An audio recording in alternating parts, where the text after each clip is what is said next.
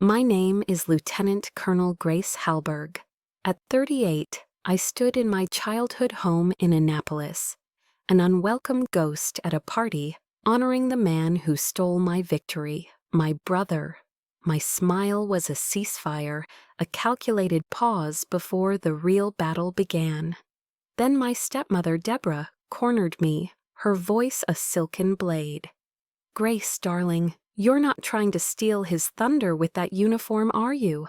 This is Lucas's day." Her words were a direct hit, a detonation that shattered years of silent endurance. I felt the familiar cold seep into my marrow, but I held her gaze. Have you ever been forced to applaud the person who stole your life's work?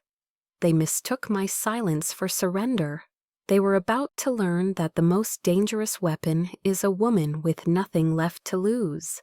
The thought was a cold, hard stone in my gut. I had rehearsed this moment for the entire 2-day drive from Nevada. My dusty Ford F-150, a stark contrast to the gleaming Mercedes and BMWs that now lined the long gravel driveway. My truck, like me, didn't belong here. This was their world of manicured lawns and quiet old money. The invitation, if you could call it that, was still crumpled in the glove compartment. It had arrived just 3 days prior, an afterthought, a courtesy extended so late it was an insult. I took a deep, steadying breath, the salty air of the Chesapeake Bay filling my lungs. It was the scent of my childhood, a scent now laced with the bitter tang of estrangement. I was not here for the canapés or the polite chatter. I was here to face them. The front door opened into a wave of warmth, laughter, and the soft clinking of glasses. My brother Lucas, the man of the hour, stood near the grand staircase, tall and tanned, accepting congratulations with an easy, practiced charm. He was recounting a story, my story, about a narrow escape in Kandahar, his voice resonating with a bravery he had borrowed. He was a good performer. I had to give him that. That's when Deborah made her move, executing a flawless social maneuver that left me isolated near the roaring fireplace. She held her glass of Chardonnay like a scepter, her smile a perfect polished mask. "Grace, darling," she whispered, her voice a silken blade as she looked me up and down. "You're not trying to steal his thunder with that uniform, are you? This is Lucas's day." The words struck me like shrapnel, stealing the air from my lungs. I felt the familiar cold seep into my marrow, but I held her gaze. My military training took over, face neutral, hands steady. But inside, her words were a detonation, shattering years of silent endurance. She wasn't finished. Seeing a state senator approaching, she placed a proprietary hand on my arm, her touch feeling like a brand.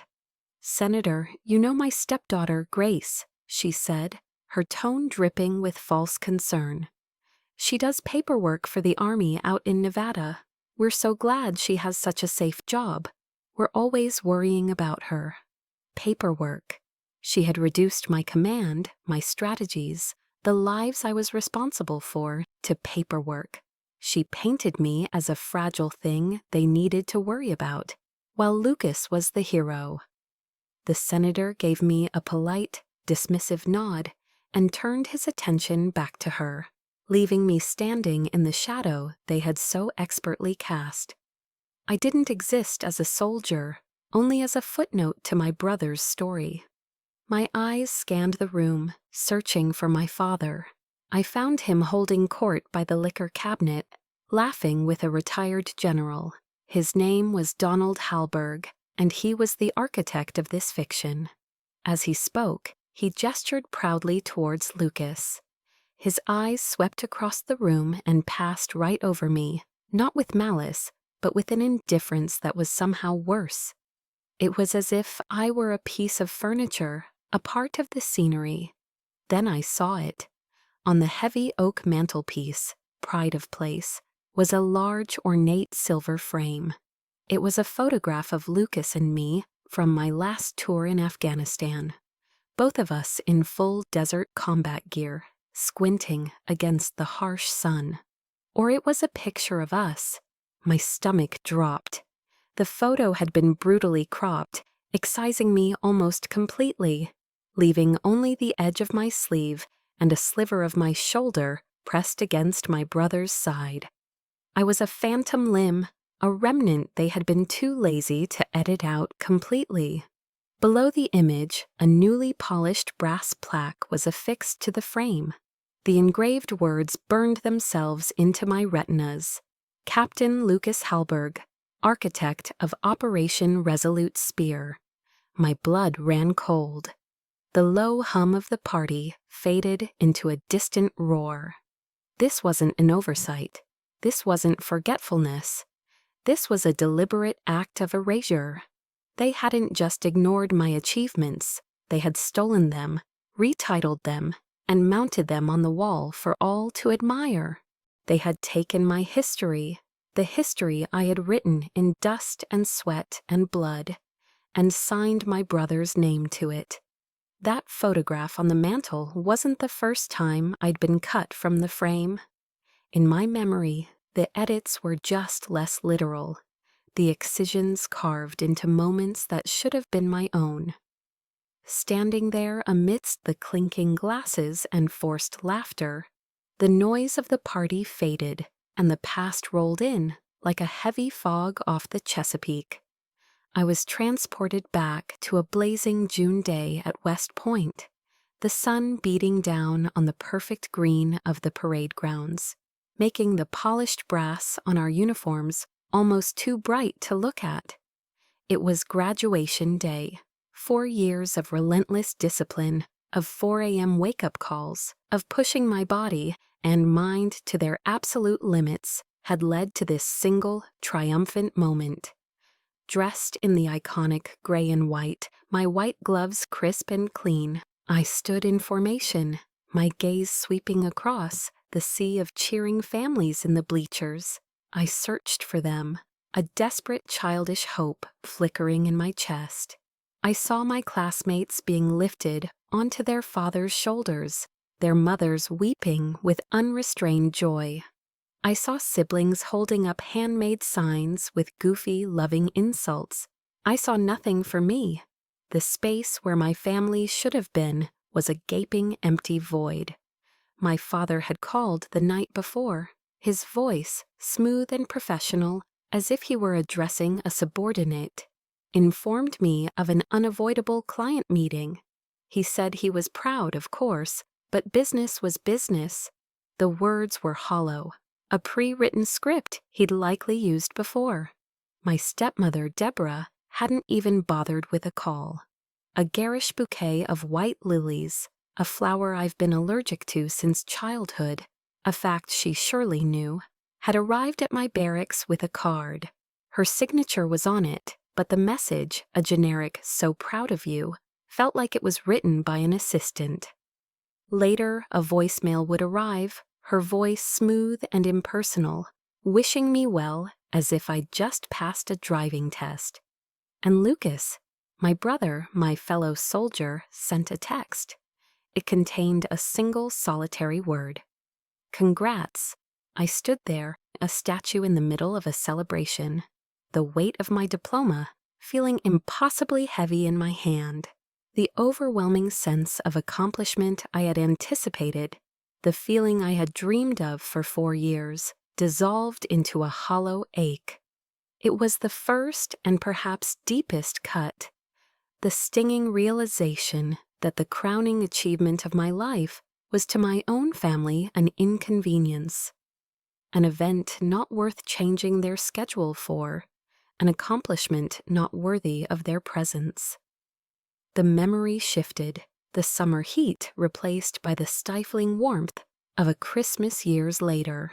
We were all gathered in the formal living room, the air thick with the scent of the towering Douglas fir and my stepmother's expensive cloying potpourri.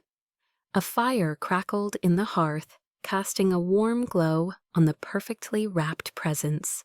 Lucas, seated in a plush armchair as if on a throne, opened his first. It was a small, heavy box from my father. Inside, nestled on a black velvet cushion, was our grandfather's vintage Rolex, an heirloom, a legacy. My father clapped him on the shoulder, his voice thick with a rare display of emotion. "This belongs to the one who will carry on the Halberg name," he announced to the room, his gaze sweeping over the assembled relatives, pointedly excluding me. Then it was my turn.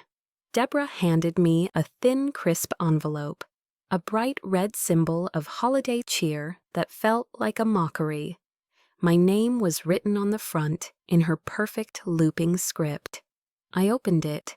Inside was a $50 Amazon gift card. A suffocating silence fell over the room. Everyone saw it. Everyone understood the chasm between the two gifts. "We thought you'd prefer something practical, Grace," Deborah said, her smile not quite reaching her eyes. "With your lifestyle, we figured online shopping is probably easiest for you to manage." Practical. That was the word she used to describe my life, my career, my choices. It was a euphemism for unfeminine, unsettled, other. Lucas was given a legacy. I was given a transaction, a $50 acknowledgement that they didn't know me and had no intention of trying. The gift card felt like a severance check, payment for services rendered as a daughter, a clear and final statement of my place in the family hierarchy. I was secondary, an outsider, an afterthought. But amidst that cold, there was one memory that burned with a fierce, protective warmth. It was the memory of my grandmother, Margaret, my father's mother. After that lonely West Point graduation, after the flowers and the one-word text, she was the one who showed up. She drove 8 hours straight from her home in North Carolina without stopping, her old Buick pulling up to my empty barracks just as dusk was settling. She found me sitting on my footlocker, and without a word, she simply hugged me. Then she took me to a small, unassuming diner off the main highway, the kind with cracked red vinyl booths and the constant scent of coffee and fried bacon. It was real. It was honest. She didn't offer platitudes or excuses for them. She ordered us both black coffee and a slice of apple pie a la mode, then reached across the table and took my hand in her own, her grip surprisingly strong. Her eyes, the same clear blue as mine, looked directly into me, seeing past the uniform and the carefully constructed composure. "Don't you ever let them define your worth, Grace," she said, her voice low and steady, cutting through the diner's quiet murmur. "Your light is too bright, and it scares them. They're afraid of being left in the shadows. That's all this is, fear." She wasn't just comforting me, she was arming me. She was the only one who saw the battlefield for what it was. Not some distant desert, but the polished mahogany of our family's dining table. She saw their fear, their jealousy, their calculated dismissals for what they were. Her words were a lifeline, an anchor in the swirling chaos of their indifference. She was the voice that whispered I wasn't crazy for feeling the way I did. Her voice was the only reason I hadn't shattered into a million pieces long ago. My grandmother's words became my new mission orders. Don't let them define your worth. And so I left. 2 olive-drab duffel bags and my beat-up Ford F-150 were all I took from that Annapolis house. I drove west, leaving the lush green of Maryland behind for the relentless, punishing sun of Arizona. My destination was Fort Huachuca, an intelligence base dropped in the middle of a vast, unforgiving desert. My first apartment was a cramped studio above a 24-hour laundromat. The air was perpetually thick with the chemical sweetness of fabric softener, and the oppressive hum of the machines below. It was all I could afford after paying the security deposit and first month's rent with what little savings I had. Meanwhile, a single phone call from my father had secured Lucas a spacious, furnished apartment in the new officers' housing complex, complete with a swimming pool and a view of the mountains. My view was a gravel parking lot. My father never called to see if I had arrived safely. This was my punishment for my stubborn streak, as he called it. He was waiting for me to fail, to come crawling back and admit that I couldn't survive without the Halberg name propping me up. Every evening after a grueling day on base, I'd sit on an overturned cardboard box that served as my only furniture, eating instant ramen noodles straight from the cup. I'd stare out at the endless expanse of desert, the sky turning a bruised purple at dusk, and a cold sliver of doubt would creep in. Had I made a terrible mistake? But then I would remember the look on his face, the dismissive wave of his hand, and I knew I couldn't go back. I would rather starve in this desert than suffocate in their gilded cage. On base, I quickly learned that my name was both a blessing and a curse. My new commanding officer, Colonel Miller, was an old friend of my father's. He saw Halberg on my file and looked at me with an immediate, deep-seated skepticism, as if I were a fraud he was honor-bound to expose. I had to work twice as hard as any man on my team just to be considered half as good. The tactical plans I spent nights developing were often met with a non-committal grunt. "We'll take it under advisement, Lieutenant," Miller would say, tossing my report onto a pile of other papers. A week later, a male colleague would present a strikingly similar idea in a meeting, rephrased in his own confident baritone, and be met with enthusiastic praise. "Excellent initiative, Johnson," Miller would boom.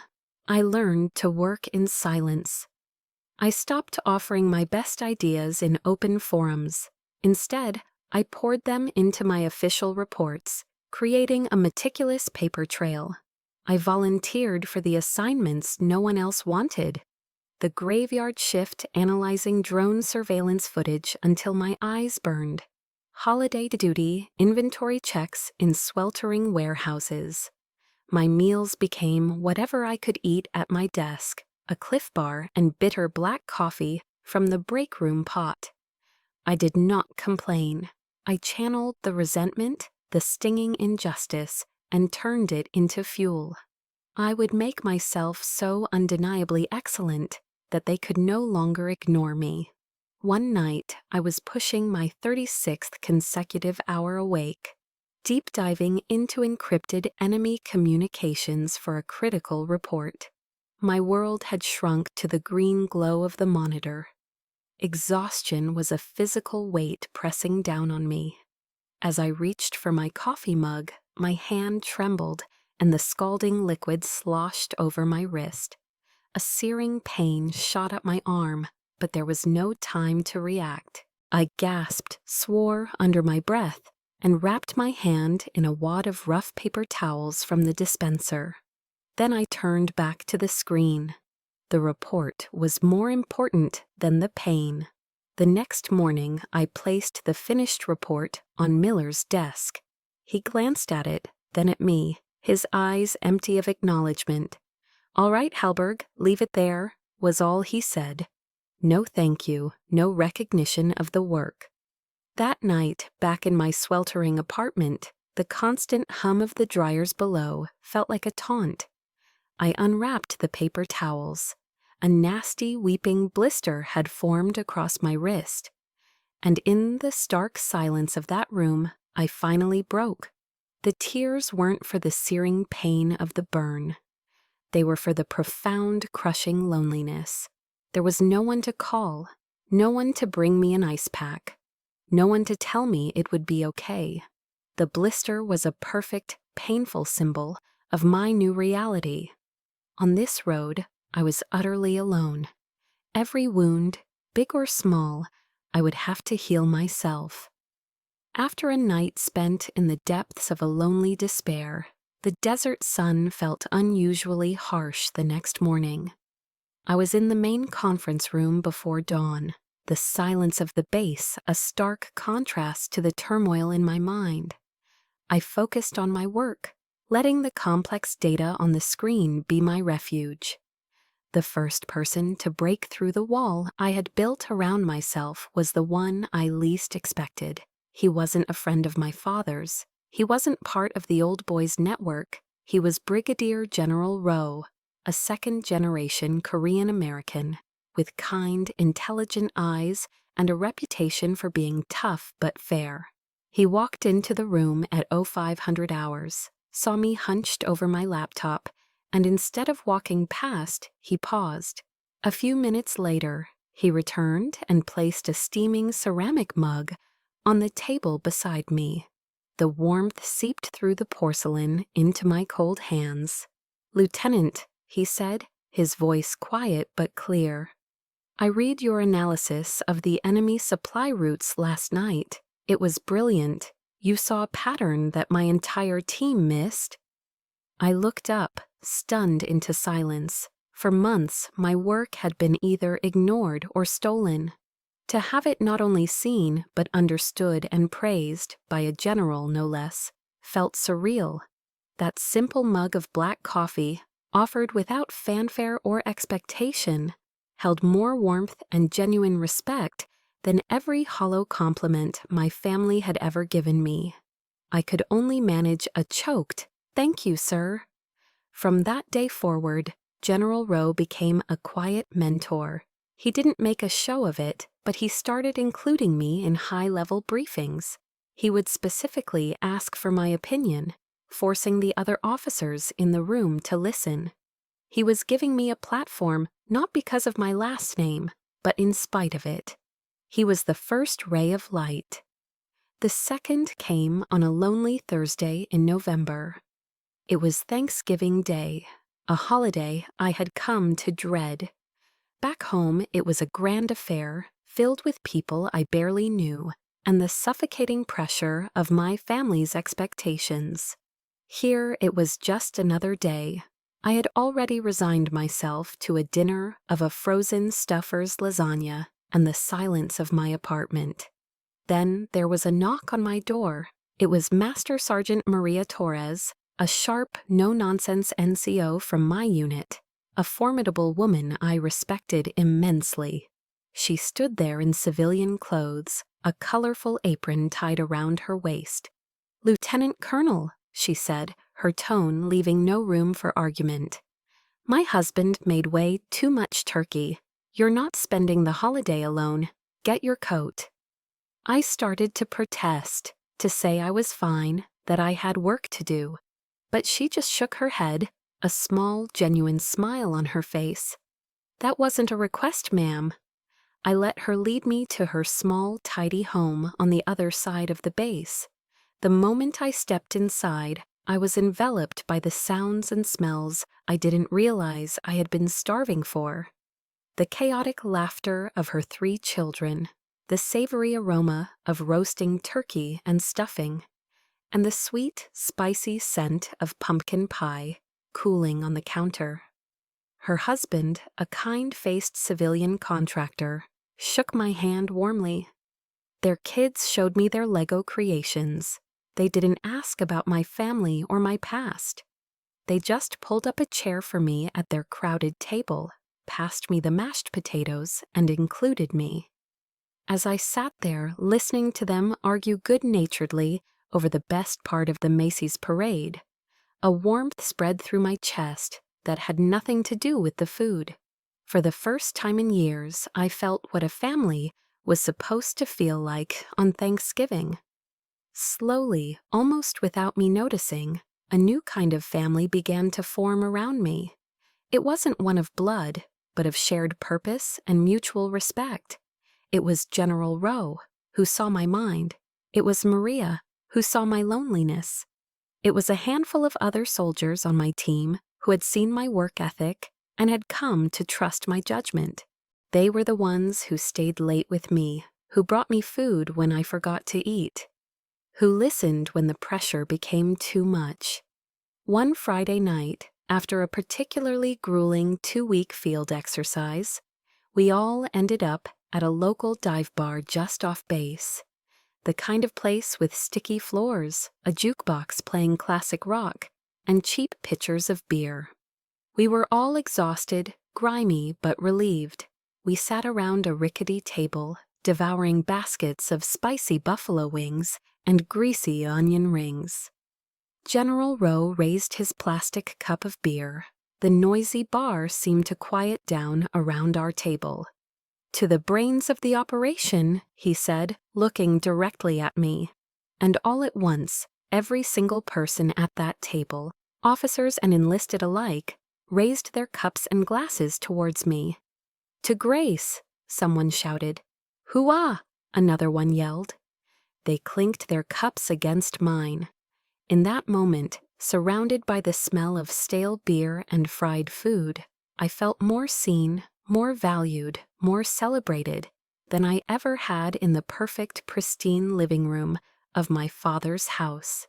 Their light, genuine, and unwavering was finally helping me see my own.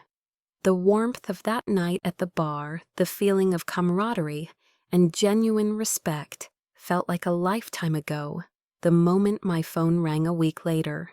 It was a number I didn't recognize, but the area code was from Maryland. A cold knot of apprehension tightened in my stomach. For 2 years there had been nothing but silence from them. Silence I had mistaken for peace. I answered. "Grace?" His voice was so unfamiliar, so different from the harsh, dismissive tone I remembered. It was unnaturally warm, almost syrupy. It was my father. "Grace, I was just talking to General Fitzwilliam. He told me you've been doing exceptional work out there. I just wanted to call and say, I'm proud of you." The words hit me with the force of a physical blow. "I'm proud of you." The 4 words I had longed to hear my entire life. My guard, so carefully constructed, wavered for a fraction of a second. A foolish, desperate part of me, the little girl still seeking her father's approval, wanted to believe him. But the seasoned intelligence officer in me knew better. This wasn't a call.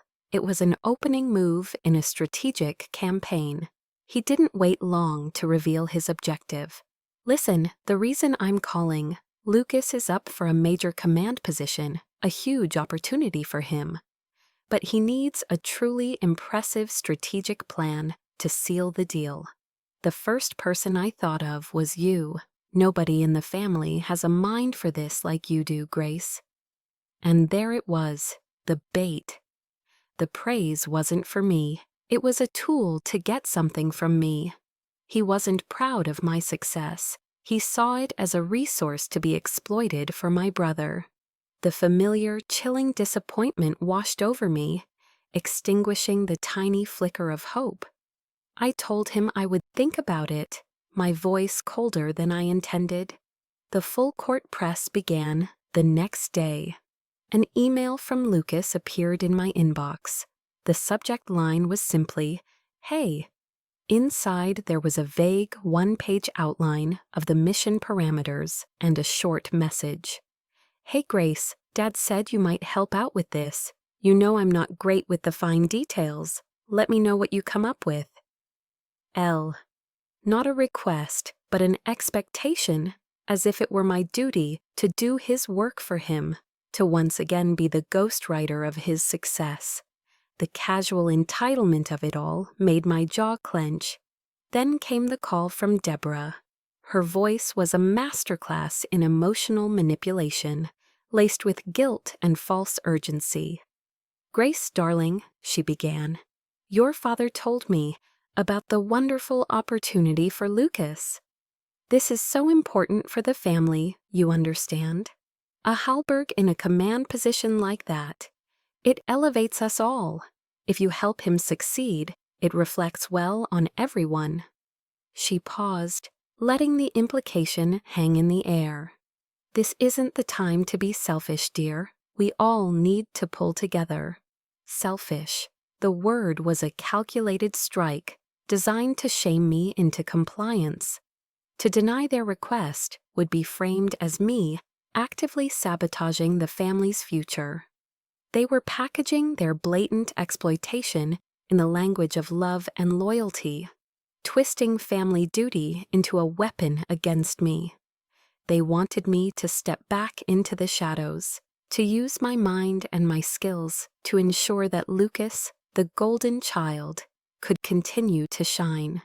The final act of this theatrical performance came a week later. My father flew all the way to Arizona. He didn't ask to see my cramped apartment or the base where I worked. He called and invited me to dinner at the steakhouse, the most expensive old-school restaurant in town. The kind with dark wood paneling, white tablecloths, and waiters in black vests. The kind of place he took important clients, never his daughter. The meal was a tense affair. He made small talk, asking superficial questions about my work, his eyes scanning the room more than they ever met mine. Then, as the waiter cleared our main courses, he made his move. He leaned forward, covering my hand with his. His skin was dry and cool. "Grace," he said, his voice a low, confidential murmur. "I know I haven't always been fair to you. I see that now. You have a gift, a brilliant mind." He squeezed my hand. "Help Lucas this one time, just this once. I promise you, after this is over, things will be different. I will make it my mission to see that you get the recognition you deserve. I'll make some calls. I will personally ensure that everyone knows what you're capable of." It was a perfect speech. It had contrition, praise, and a promise for the future. But as I looked into his eyes, I saw nothing, no remorse, no genuine pride. I saw only the cold, hard calculation of a lawyer closing a deal. This wasn't an apology, it was a negotiation. He was trying to buy my talent with a promise he had no intention of keeping. In that moment, under the dim, expensive lighting of the restaurant, the shadow of my family fell over me once more. It wasn't a shadow of protection or love.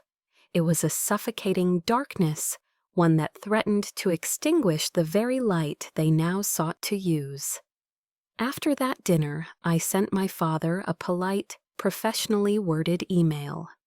I told him that due to my current operational tempo, I would be unable to assist with Captain Halberg's strategic planning.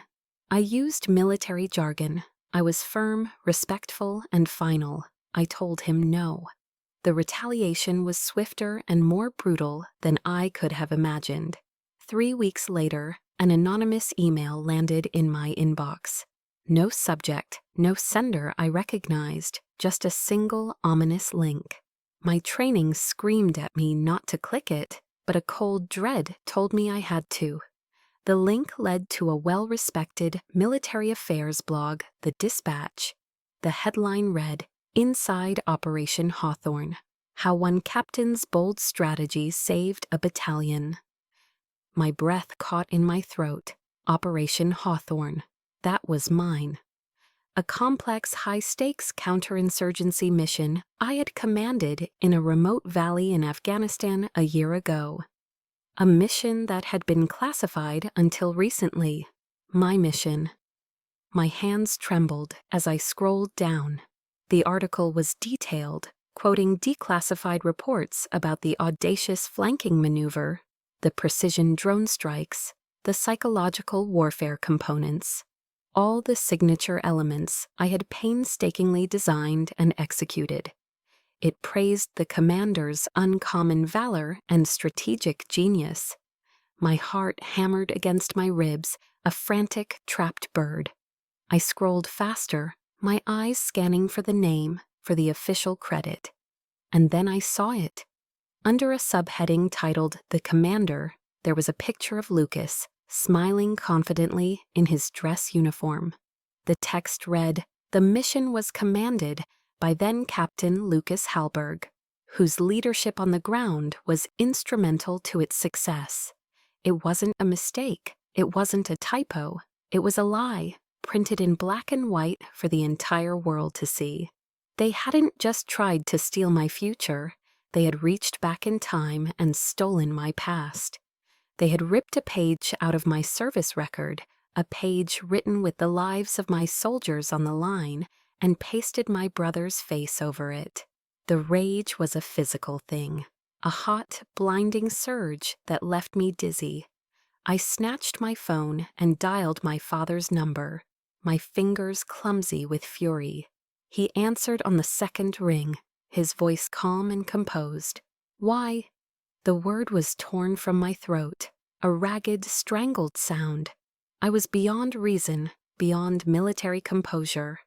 "Why did you do it?" There was a long pause on the other end of the line, a silence so profound it was an admission in itself. When he finally spoke, the manufactured warmth was gone, replaced by the ice-cold venom of his true self.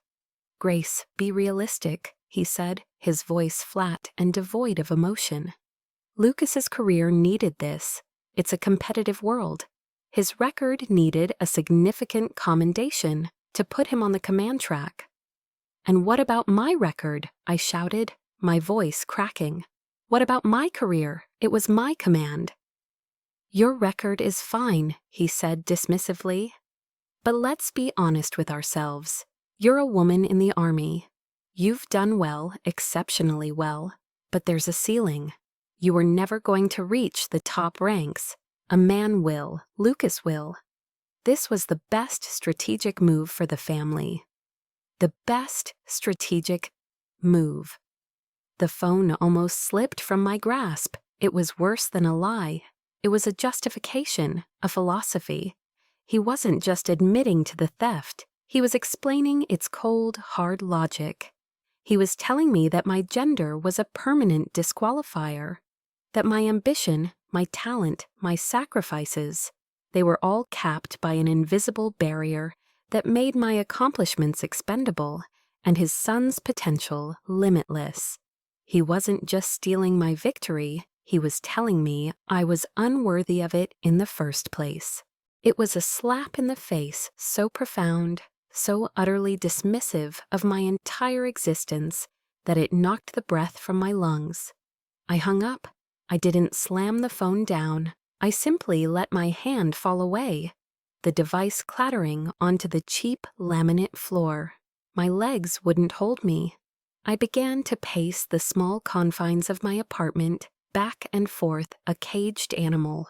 4 walls, 4 years at West Point, 10 years of service, late nights, early mornings, missed holidays, the burn on my wrist, the lonely Thanksgiving, the constant grinding effort to be twice as good just to be seen as equal. All of it, every sacrifice, erased by a blog post and the casual, cruel ambition of my own family. I stopped in front of the small bathroom mirror. I saw a woman I barely recognized. Her face was pale, her eyes red-rimmed and hollow, with a pain so deep it felt ancient. But as I stared into those eyes, something shifted. The despair, the crushing weight of betrayal, began to burn away, consumed by something else. A wildfire of fury, a cold, clear, and absolute rage. They had taken my past. They had tried to dictate my future. They had devalued my present. They had left me with nothing. And that was their fatal mistake. A soldier with nothing to lose is the most dangerous soldier of all. I took a deep, shuddering breath, and the woman in the mirror stood taller. The trembling stopped. The tears dried. The pain receded, replaced by a crystalline focus. They thought I would endure this in silence, just as I had endured everything else. They were wrong. "You will pay for this," I whispered, my voice a low, steady promise to the reflection in the glass. "All of you. Everyone has a breaking point, a line drawn in the sand that, once crossed, changes everything. It's that moment when the cost of silence becomes greater than the cost of the fight. The moment you realize that your own dignity is more important than a false peace. Tell me, what was your breaking point? What was the moment that made you finally say, enough? Share your story in the comments. Your voice gives me strength. And in the next chapter, we're going to see exactly what happens when that strength is finally unleashed. The wildfire of fury subsided, banking into hot, glowing embers of resolve. The emotional storm gave way to the cold, clear focus of an intelligence officer. My mission was no longer on foreign soil, it was here, and every mission begins with gathering intel. I knew that official military records, especially those at a classified level, couldn't be altered without leaving a trace. My father, for all his legal cunning, was a civilian. He didn't understand the digital fingerprints left behind in secure systems. I did. For the next 48 hours, I barely slept. Fueled by black coffee and a grim determination, I used every cyber forensic skill I possessed. I wasn't just a soldier, I was a trained analyst. I navigated the labyrinth of the Pentagon's secure archives, my fingers flying across the keyboard, executing complex command line queries. My heart hammered a steady, rhythmic beat against my ribs, not with fear, but with the thrill of the hunt. And then, at 3 a.m. on the second night, I found it. The administrative log for the files pertaining to Operation Hawthorne. The metadata didn't lie. It was a perfect, incorruptible timeline. It showed the original after-action report, file name AR Op Hawthorne 253 Infitone 22415 Halberg G, submitted by me on the correct date. And then it showed another entry, dated 5 months later, a modification, an administrator-level override. My breath hitched as I traced the origin of the command. The IP address wasn't from a .mil domain. It wasn't from the Pentagon or any military installation. I ran a quick trace. The address resolved to a commercial server registered to a private entity. A sick feeling of dread and triumph washed over me as the name appeared on my screen in stark white letters. Halberg and Associates, LLC. My father, from his own law firm's server. It wasn't a conspiracy involving high-ranking officers. It was a simple domestic act of treachery. A wave of something akin to nauseous elation shot through me. This was it, the digital smoking gun. The proof was irrefutable. But a log file wasn't enough. I needed something more tangible, something undeniable. I needed the original document. Years of training had instilled in me a deep-seated paranoia, a habit of personal redundancy. I never trusted a single system. I backed up everything. I went to the old, battered footlocker at the back of my closet, the one that had followed me from base to base. I lifted the heavy lid, the smell of canvas and old leather filling the air. Underneath a neatly folded dress uniform and my old field manuals, there it was, a small black encrypted external hard drive, my personal archive.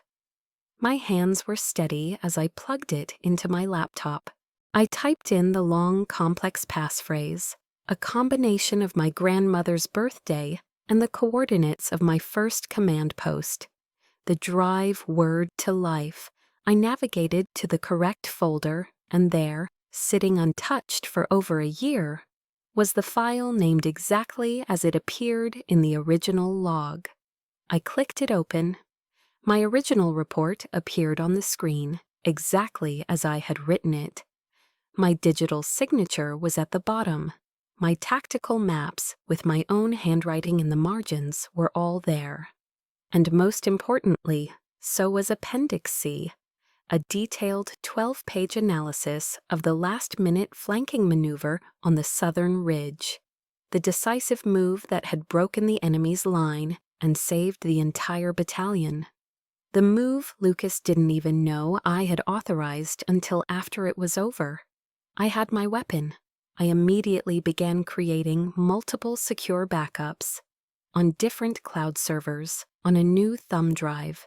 They would never be able to erase this again. As I was uploading the final file, my phone buzzed. It was General Rowe. "Grace," he said, his voice grim.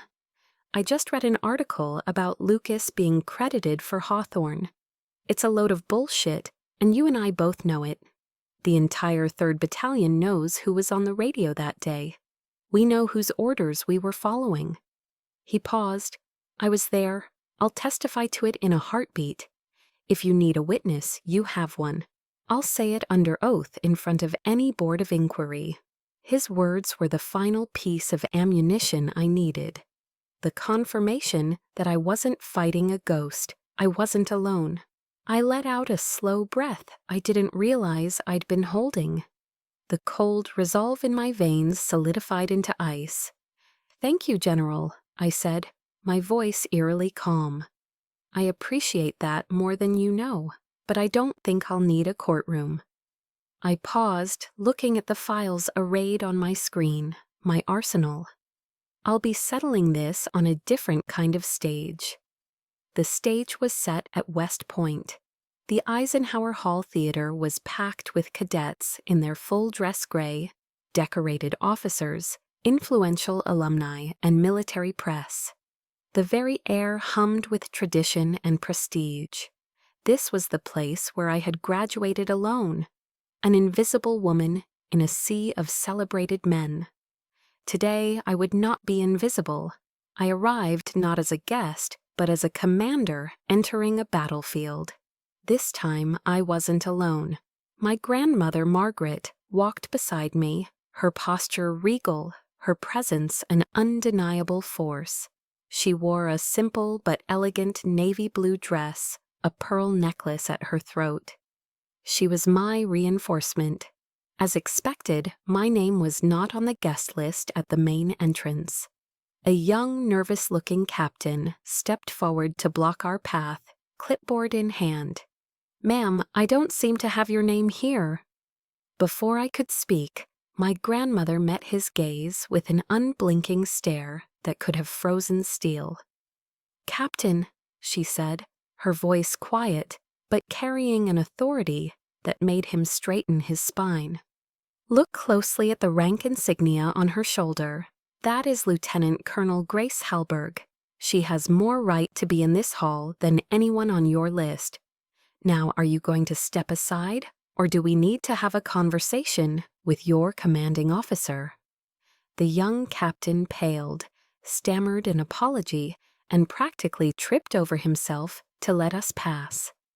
A murmur rippled through the assembled crowd in the lobby as they saw us. I could feel their eyes on me, on my uniform, on the determined set of my jaw. We didn't stop to mingle. We walked with purpose, straight into the main auditorium. The front row was reserved, a small, tasteful sign, reading "Reserved for the Halberg family," placed on the end seat. My father, my stepmother, and Lucas were already seated, soaking in the atmosphere. Deborah's face, wreathed in a triumphant smile, froze when she saw us. My father's expression tightened into a mask of disbelief. I walked down the aisle, the sound of my low heels clicking deliberately on the polished floor. I stopped at their row. Without a word, I met my father's gaze, then sat down in the empty seat right next to him. My grandmother sat beside me. Checkmate. The game had begun. The ceremony started. Speeches were made. Praises were sung. And then it was Lucas's turn. He walked to the podium, the very picture of a modern American hero. He was handsome, confident, and utterly fraudulent. He began his speech, his voice smooth and practiced, recounting tales of valor from Operation Hawthorne. My tales. He spoke of the difficult decision to execute the flanking maneuver, a decision I had made while he was miles away. He talked about the innovative use of psychological operations, a strategy I had designed over sleepless nights. Behind him, on a massive projection screen, a slideshow began. The first image was a tactical map of the Hawthorne Valley. It was a map I knew intimately. I had drawn the initial overlays myself. He used a laser pointer to trace the routes, his words a perfect echo of my own from the original mission briefing. I felt a cold, calm fury settle over me. And then, my own quiet counteroffensive began. At the bottom right corner of the map, a line of text appeared, small but clear. Strategic Architect, LTCG Halberg. A low murmur rippled through the front half of the auditorium. Lucas, caught mid-sentence, faltered. His eyes darted to the screen, a flicker of confusion crossing his face. He tried to recover, to ignore it, moving on to the next phase of his story. The slide changed to a complex flowchart detailing the threat escalation protocols. And there it was again. At the bottom, Final Field Authorization, G. Halberg. The murmuring grew louder. It was no longer just a few people. It was a wave of confused whispers. On stage, Lucas was visibly flustered. The confident flow of his speech broke. He started to stammer, losing his place in the narrative he had memorized but never truly understood. His eyes shot to the side of the stage, searching for the tech crew, a desperate, panicked look on his face. He knew he was losing control. My father's face was ashen, his knuckles white where he gripped the armrest. Deborah looked like she had swallowed poison. Just as Lucas's silence on stage became painfully awkward, General Rowe, who was scheduled to give the final commendation, stood up and walked to the secondary microphone on the stage. He was calm, his presence commanding, the immediate attention of the entire hall. The whispers died down instantly. "Ladies and gentlemen," General Rowe began, his voice deep and resonant, filling the silent auditorium. "Please forgive the interruption. It appears we have a clerical error in the program that I feel compelled to correct for the official record." He let the words hang in the air, a masterful pause that drew every eye in the room. Lucas stood frozen at the podium, a deer in the headlights. "The tactical brilliance of Operation Hawthorne has been rightfully praised tonight," the general continued, his gaze sweeping across the audience. "The courage of the soldiers on the ground was second to none. But the true architect of that victory, the commander who designed the strategy and bore the ultimate responsibility for its execution, is sitting with us here today." The silence in the hall was absolute. It was so quiet I could hear the hum of the stage lights. General Rowe turned slightly, his eyes finding mine in the front row. He gave me a barely perceptible nod. "So I ask you all to please stand," he declared, his voice rising with power, "as we properly and officially recognize the true commanding officer of Operation Hawthorne, a genuine hero and one of the finest strategic minds in the United States Army, Lieutenant Colonel Grace Halberg." For a heartbeat, there was nothing, and then the entire auditorium erupted. It wasn't polite applause. It was a thunderous, roaring ovation, a spontaneous wave of respect and acknowledgement that washed over me. The entire corps of cadets was on its feet, the officers, the alumni. They all stood, their hands coming together in a powerful, unified sound. Camera flashes exploded from the press section, creating a constellation of blinding white lights. Slowly, my grandmother's hand on my arm, I rose to my feet. I turned and looked at my family. Lucas was paralyzed, his face a mask of pale, humiliated shock. Deborah stared straight ahead, her perfect facade shattered. And my father looked old and defeated. In that moment, under the full, unfiltered glare of the spotlight, he finally understood. They had lost. I held their gaze for a long moment, letting them see me, truly see me, for the first time. Not as the afterthought, not as the supporting character, but as the commander of my own story, standing in the center of the stage that was rightfully mine. The thunderous applause faded, replaced by the suffocating silence of a private waiting room backstage. The adrenaline that had coursed through my veins moments before now receded, leaving behind a profound, bone-deep exhaustion. General Rowe had arranged for us to use this room, a courtesy to avoid the press. It was a sterile, impersonal space, but it would serve as the final battlefield. They were escorted in a few minutes later, no longer a proud, unified front, but 3 separate, defeated individuals. My grandmother Margaret stood silently by the door, a stoic guardian ensuring this confrontation would be uninterrupted. Deborah spoke first, her face a mess of crocodile tears and ruined makeup. The performance wasn't over yet. "How could you, Grace?" she sobbed, her voice thick with manufactured anguish.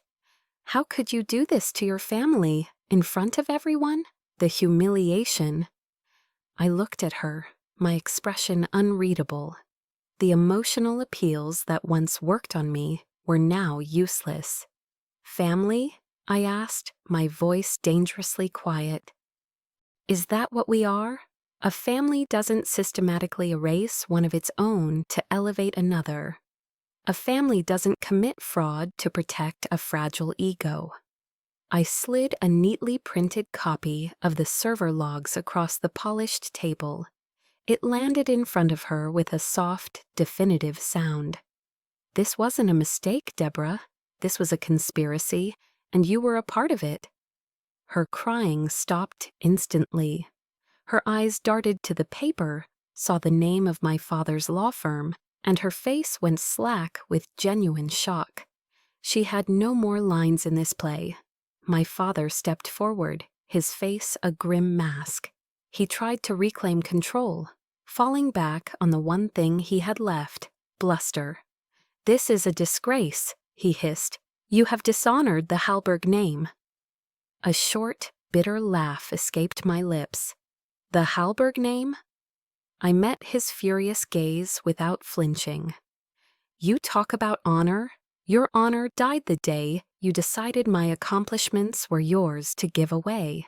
It died the moment you put your son's ambition ahead of your daughter's truth." He opened his mouth to argue, but I held up a hand, silencing him. The power dynamic in the room had irrevocably shifted. I was in command now. Lucas was the last one. He didn't even try to come into the room. I found him later, standing outside by the parade grounds, the place where it had all begun. A cold, steady drizzle had started to fall, soaking the shoulders of his dress uniform. He looked small, defeated. The golden boy facade had crumbled, leaving behind a man I barely recognized. "Grace," he mumbled, not looking at me. "I'm sorry." "Sorry for what, Lucas?" I asked, my voice devoid of anger, only a vast, weary sadness. "Sorry you did it, or sorry you got caught?" He finally looked at me, his eyes filled with a pathetic mixture of shame and self-pity. "I was a coward," he whispered, the rain plastering his hair to his forehead. "I was afraid that if everyone knew how brilliant you were, I'd just disappear. I wouldn't matter." I looked at my brother, the man I had once idolized, the one I had protected my whole life, and I felt nothing. The hatred, the rage, it was all gone, replaced by a profound sense of pity. He wasn't a monster. He was just weak. "Forgiveness isn't something I can just give you, Lucas," I said quietly. "It's something you have to earn. You can start by returning what isn't yours." I didn't wait for a reply. I turned my back on him and walked away, leaving him alone with his conscience and the cold November rain. I went back to the waiting room to collect my grandmother. My father and Deborah were still there, standing in stunned silence. This was the final debriefing. "From this day forward," I said, my voice clear and final, each word a carefully placed stone, building a new wall between us. "The name Halberg is, to me, nothing more than a name on a birth certificate. It is not my family. It is not my identity." I looked at my father, then at his wife. "Do not call me. Do not write. Do not try to find me. Our relationship, whatever was left of it, ended the moment you decided I wasn't good enough because I was a woman." I didn't raise my voice. I didn't need to. The quiet finality of the words was more powerful than any shout could ever be. I turned, took my grandmother's arm, and we walked out of the room, out of the theater, and out into the clean, rain-washed air. I took a deep breath. The air was cold and sharp in my lungs. It felt like the first real breath I had taken in years. There was a dull ache of loss, the grief for a family I had wished for but never truly had. But that ache was overshadowed by an immense, exhilarating sense of liberation. The weight of their expectations, their disappointments, their betrayals, it was gone. For the first time in my life, I was no longer chained to their shadow. I was free. The freedom I felt walking out of that hall was vast, almost terrifying in its limitlessness. For so long my life had been defined by the fight against my family's narrative. Now that fight was over, but freedom without purpose is just another kind of prison. I knew I couldn't just return to my life as it was. The victory at West Point wasn't an ending. It had to be a beginning. The story of what happened in Eisenhower Hall sent shockwaves through the military community. I was inundated with messages, some from old colleagues, many from strangers. But I didn't want to be a symbol of retribution. I wanted to be a catalyst for change. With the wise counsel of my grandmother and the logistical support of General Rowe, I channeled the energy of that moment into action. We established a foundation. We gave it a name that was both an honor and a defiant act of reclamation: the Margaret Halberg Initiative for Women in Defense. At the official launch event in Washington, D.C., held in a room filled with aspiring female cadets, seasoned officers, and supportive congresswomen, I stood at a podium once more. This time, I wasn't fighting for my own story. I was fighting for theirs. I looked out at the sea of bright, determined faces, and I saw myself in every single one of them. Legacy, I told them, my voice steady, is not something you inherit. It's something you build, brick by painful brick. Your name doesn't define you, your actions do. I paused, letting the words sink in. The name Halberg was once, for me, a symbol of a ceiling I was told I could never break. Today, we make it a symbol of the tools we will use to shatter those ceilings for everyone. The name that was once my prison had become my platform. In the months that followed, I found a quieter, more personal way to heal. I started writing. At first, it was just notes, fragments of memory. But soon it became a mission of its own. I wrote my memoir, a process that felt like a final battle with the ghosts of my past. I confronted every painful memory, every slight, every moment of despair, not as a victim recounting her wounds, but as a survivor mapping her scars. I gave the book a title that my grandmother had inspired years ago in that diner: Command Without Permission. To my astonishment, the book became a national bestseller, but the true impact wasn't in the sales figures, it was in the letters. They arrived by the thousands from all across the country. They were from men and women, soldiers and civilians, who had also felt like the forgotten child, the overlooked employee, The Unappreciated Spouse. A retired factory worker from Ohio wrote that my story gave him the courage to finally confront his brother, who had cheated him out of their father's business. A young female lawyer in Chicago said she read a passage from my book to her partners. Before successfully arguing for her promotion, I read every letter, often with tears in my eyes. They were stories of quiet resilience, of everyday injustices faced with newfound courage. I realized my war had not been mine alone. It had been the silent, private war of countless others. In sharing my story, I had found a community. In their stories, I found the final pieces of my own healing. A year later, I found myself back at West Point. The circle was now complete. The crisp autumn air was filled with the sounds of the military band and the proud shouts of families. This time, I was not a solitary graduate searching for a familiar face. I was on the reviewing stand, the honored guest speaker for the graduating class. I stood at the podium looking out at the long gray line of cadets, a sea of impeccable uniforms and hopeful futures. This was the very spot where I had once stood, invisible and heartbroken. As I delivered my address, speaking not of tactics or war but of integrity and the courage to define one's own honor, my eyes scanned the crowd, and I saw him. Standing near the back, partially obscured by an old oak tree, was Lucas. He was in civilian clothes, a simple polo shirt and slacks. He was no longer a soldier, he just stood there, listening. When I finished and the applause began, he applauded too. Our eyes met across the field for a brief, fleeting moment. There was no animosity, no grand reconciliation. There was only a quiet, unspoken acknowledgement. He wasn't clapping for me, his sister. He was clapping for what I now represented. And in that there was a strange, peaceful kind of closure. After the speeches, my final duty was to present the commissioning certificate to one of the top graduating cadets. As I called her name, a young woman strode onto the stage, her back ramrod straight, her eyes blazing with the same fire I remembered having in my own.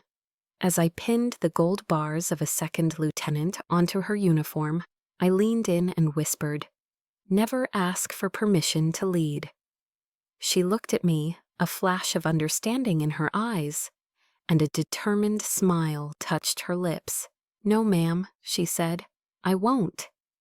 I stepped back, a feeling of profound contentment settling over me. I had found my purpose. It wasn't in the battles I had won, but in the future leaders I could help forge. My dawn was not given to me. I made it myself.